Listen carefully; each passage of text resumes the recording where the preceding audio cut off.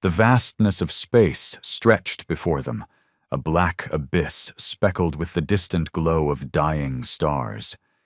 It was an eerie silence, the kind that came before a storm, before the slaughter began.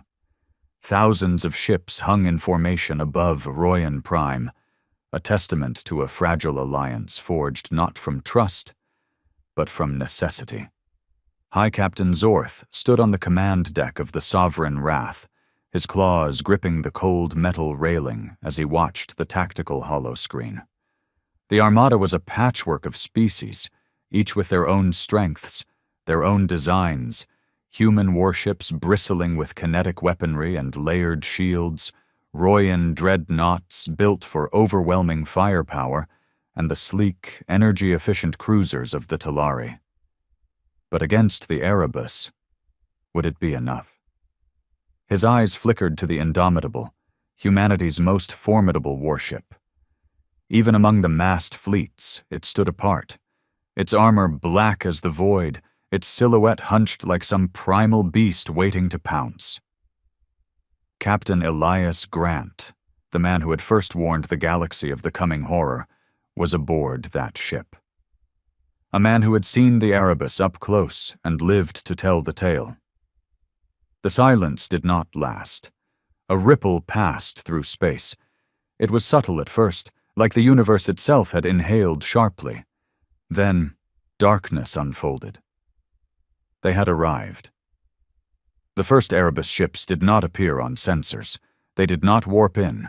They did not emerge from the known lanes of space. They simply were. One moment, there was emptiness. The next, their grotesque forms pulsed in the void. Ships? Creatures?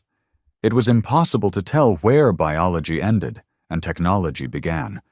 Their surfaces twisted with living metal, shifting plates forming strange, ever-changing patterns. Some of the ships pulsed with a sickly glow, their hulls adorned with the skeletal remains of those who had come before. Others looked like husks of vessels that had been assimilated, ghost ships, twisted beyond recognition. And then they moved. The lead Erebus vessel lunged forward, splitting apart like an unfolding insect, exposing a writhing mass of tendrils tipped with something that glowed an unnatural green. 100 organic lances fired forward, cutting across space like whips of liquid death. "Shields up! Fire all forward batteries!" The command came from a dozen different admirals at once.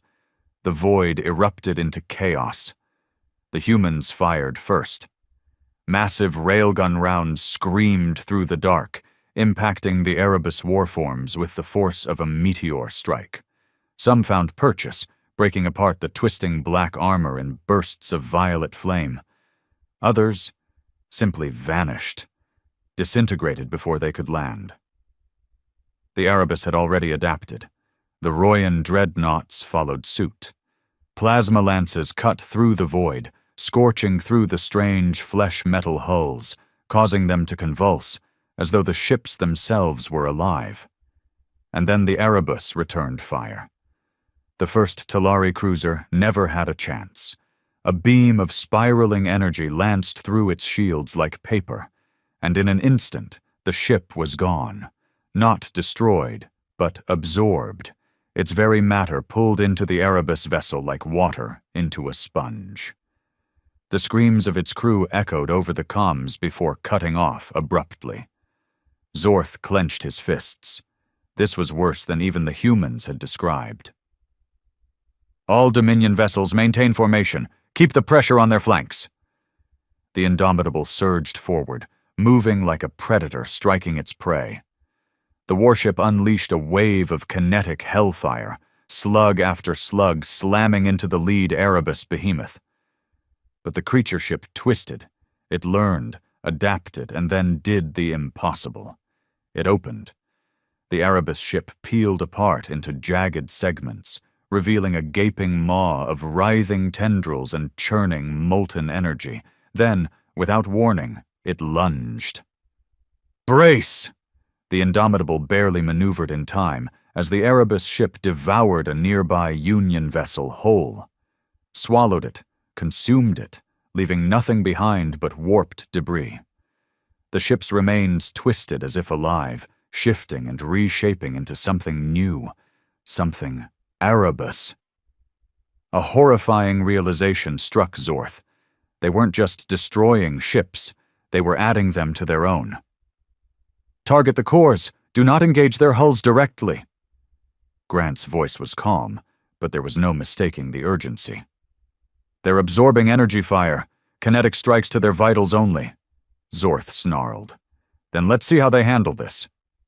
The Sovereign Wrath powered up its singularity cannons, ancient weapons from the Dominion's deepest archives. These were not conventional weapons. They did not fire plasma or slugs. They fired void itself, pockets of collapsing gravity, miniature black holes that devoured anything they touched. Firing. The first singularity round hit the Erebus warform. A wound tore open in its hull, black tendrils thrashing as the section collapsed into itself. The Erebus shrieks, a sound that was felt more than heard, rippled through every open channel. It was wounded. It could feel pain, but it did not die. The wound sealed. The ship's own flesh rippled, reshaping, hardening. It had already adapted. Zorth cursed. "They're learning faster than expected." The battle had just begun, but already they were losing ships by the dozens. The Erebus were unlike anything the galaxy had ever fought. They did not just kill. They consumed, assimilated, grew stronger with every engagement. Then something changed. The Indomitable surged forward, risky, reckless. It plowed through the wreckage of fallen vessels, ignoring incoming fire, and then its forward bays opened. Zorth's eyes widened. "What are they?" He had seen humans use railguns, plasma, missiles. He had seen their warships tear through enemy fleets with brutal efficiency. But this was madness. The Indomitable detached entire sections of its own armor, deploying thousands of autonomous drones, each carrying plasma bombs lined with neutron destabilizers, weapons designed to disrupt molecular cohesion. Fire at will. The drones swarmed the Erebus vessels, detonating inside their wounds, preventing them from regenerating. The Erebus shuddered, their forms losing cohesion, struggling to adapt in time. For the first time since the battle had begun, the Erebus retreated. They weren't fleeing in panic. No, they were watching, calculating. They had tested the Alliance's forces and had seen their potential, and they were preparing their next move. As the Erebus slipped back into the abyss, Zorth released a breath he hadn't realized he was holding. They had survived, but barely. The fleet had lost a third of its ships, countless lives gone in the blink of an eye. He turned to Grant. "They weren't fighting to win, were they?" Grant exhaled, watching the black void where the Erebus had vanished. "Number they were scouting." Silence. Then, Zorth spoke the words neither of them wanted to say. "Next time they won't just be testing us. Next time they'll come to finish this." The galaxy was at war. The battle over Royan Prime had been only the beginning, a brutal skirmish that had left the Alliance fleet shaken, but intact. Yet even as the survivors licked their wounds, the truth loomed over them like a death sentence. The Erebus had learned, and they were coming back. Reports streamed in from the outer sectors. Entire colonies had gone silent overnight. Fleets that should have held for weeks were wiped out in mere hours. The Erebus were no longer just testing their enemies. They were assimilating, evolving, adapting. On the bridge of the Indomitable, Captain Elias Grant watched the tactical displays with grim focus. The galactic map before him was a horror show. Red zones creeping outward like a growing cancer, entire star systems now marked as contaminated. The war wasn't just turning against them. They were losing. And they were losing fast. The first full-scale Erebus invasion came at Terran, a heavily fortified Dominion stronghold. 10 battle groups stood ready: human, Royan, Talari, and several lesser factions, prepared for another engagement like Royan Prime. But this was not Royan Prime. When the Erebus fleet arrived, they did not emerge from warp corridors or through traditional FTL lanes. They manifested as if space itself had folded in on them, spilling their grotesque war forms into the system like an open wound. The Alliance forces opened fire instantly. Plasma beams, railgun rounds, and antimatter torpedoes rained down upon the Erebus ships. The void itself burned, and the Erebus didn't even flinch. Where before they had adapted over the course of battle, now they adapted in real time. Their ships reshaped and twisted before the very eyes of their enemies, turning hulls impervious to kinetic slugs, redirecting plasma bolts through strange, organic lattice structures. By the time the fleet adjusted their tactics, the Erebus were already upon them. The first casualties were not ships, but mines. Somewhere in the midst of the battle, the Erebus unveiled a new horror, a psychic pulse, a silent scream that echoed across every open comm channel. It wasn't a weapon of destruction. It was a weapon of corruption. Crew members clutched their heads as their thoughts were invaded by something ancient and hungry. They screamed, convulsed, and then stopped. Their eyes darkened, their bodies stiffened, and then they turned on their own crews. Ship after ship went silent, their crews overtaken by the Erebus hive mind. They didn't just lose vessels to destruction, they lost them to the enemy. The battle lasted less than 30 minutes. Terran 5 fell. The Erebus didn't conquer the planet. They didn't destroy it. They absorbed it. The very surface of the world began to shift. Black tendrils creeping across the terrain, cities twisting into grotesque alien structures, as if the planet itself had become one of them. And then it was gone. Not destroyed, not left in ruins. Gone. The Erebus took the entire world, and Terran 5 was never seen again. The news spread like wildfire. The Erebus weren't just winning, they were consuming. The alliance cracked. Worlds began defecting. Some species fled into deep space, abandoning the war entirely. Others turned on their allies, believing that humanity had provoked the Erebus into this war. Civil war erupted in sectors that should have been united against the threat, and the Erebus continued to spread. On the bridge of the Sovereign Wrath, High Captain Zorth faced the growing reality of defeat. His people, the Royan Dominion, had ruled vast sectors of space for millennia. They had faced invasions, civil wars, and galactic disasters. But this was different. This was the end. He turned to the holographic figure of Captain Grant, standing firm aboard the Indomitable. "We cannot hold. We cannot win. We must flee." Grant's expression was stone. "There's nowhere to run to. If we fall back, they'll just keep spreading." Zorth bared his teeth. "And if we stay, we die."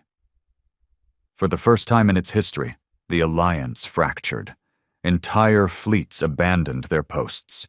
Some sought to make deals with the Erebus, as if they could bargain with something that only knew hunger. Others simply vanished, taking their species and their ships into the void, hoping to escape the inevitable. The Erebus attacked Earth next, the heart of human civilization, the birthplace of the species that had first sounded the alarm. The greatest fleet ever assembled waited in high orbit, 300 capital ships, thousands of escort craft, every planetary defense platform armed and ready. And it wasn't enough. The Erebus did not attack from the void. They emerged from inside the fleet itself. Captured ships, once thought lost, suddenly powered back on. Their weapons turned inward. Entire battle groups were infected before they even knew what had happened. The orbital defense network fired blindly as Erebus warforms descended toward Earth's surface. They hit the atmosphere like a living plague. black tendrils spreading across continents, entire cities being absorbed into their ever-growing mass. The fight was hopeless. And then the unthinkable happened. Humanity had one last option, a weapon so devastating, so final, that it had never been used in recorded history. Project Excalibur, a weapon designed not to destroy planets, but to erase them. The last transmission from Earth was a single command: detonate. And then the planet was gone. Not destroyed, not left in ruins. Gone. A hole remained where Earth had been, a wound in space itself, a tear in the fabric of reality. The Erebus invasion had been stopped, but at a cost so great, humanity ceased to be a home-world species. The Indomitable and its fleet escaped, but they did not celebrate. Humanity had won one battle, but they had lost everything. The Erebus were still out there, and now they knew that the Alliance was desperate. From the shadows of deep space, the remnants of the fleet prepared for the final stand. There was no victory left to hope for, no home to return to. There was only one last battle, one final mission, to make sure the Erebus never spread beyond this galaxy, even if it meant burning everything to the ground. A dying galaxy, a shattered alliance, a relentless enemy. The war was lost. And yet, the war was not over. The remnants of the once mighty alliance, what was left of humanity, the Royan Dominion, the Talari Protectorate, and a few scattered fleets of other species, had fled to the farthest reaches of space. There was no sanctuary, no safe haven. Only the cold, uncharted abyss where the Erebus had not yet reached. But survival was not an option. This was not a war that could be endured. It was a war that had to be ended. Aboard the battered flagship Indomitable, the last War Council convened. High Captain Zorth, scarred and weary, spoke first. We cannot win a war of attrition. The Erebus consume, they evolve, they adapt. There is no bargaining, no stalemate. This ends one of two ways: we die or they do. Captain Elias Grant, the last surviving leader of the Terran fleet, leaned forward. Then we stop running. We stop retreating. We take the fight to them. Silence. Zorth's golden eyes narrowed. Suicide. Grant gave a bitter smile. Only if we fail. They had one advantage left, one final, desperate chance. The destruction of Earth had wounded the Erebus. It was the first time they had suffered a true loss. When humanity detonated Project Excalibur, it had erased a part of their hive mind, severed it as if cutting off a limb. The Erebus had reacted. They had recoiled. For the first time, they had hesitated, which meant they could be killed. If they struck at the heart of the Erebus, if they found their core intelligence, the thing that guided the swarm, there was a chance. A slim, impossible chance. "There's an old human saying," Grant murmured, "cut off the head and the body dies." It was madness. It was their only hope. The intelligence reports were fragmented, unreliable, desperate whispers from deep space probes that barely survived long enough to transmit their data. But they all pointed to one terrifying reality. The Erebus had a center, a hive core. It was not a planet, nor a star system. It was a living construct the size of a moon, pulsing with an intelligence beyond comprehension. The source. Destroy it, and the Erebus might collapse. Miss, and the last remnants of the galaxy would be devoured. The plan was simple. Find the source, penetrate its defenses, deliver the weapon. Humanity's last superweapon, the second and final Excalibur warhead, had been built in secret before Earth fell.